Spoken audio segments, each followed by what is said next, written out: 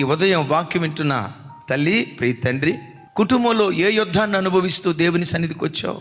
ఏ యుద్ధాల మధ్యలో సతమతమైపోతూ బ్రతకాలో చావాలో అర్థం కాక శరీరాన్ని ఏలుబడి చేస్తున్న రోగాన్ని బట్టి విసిగిపోయేవేమో.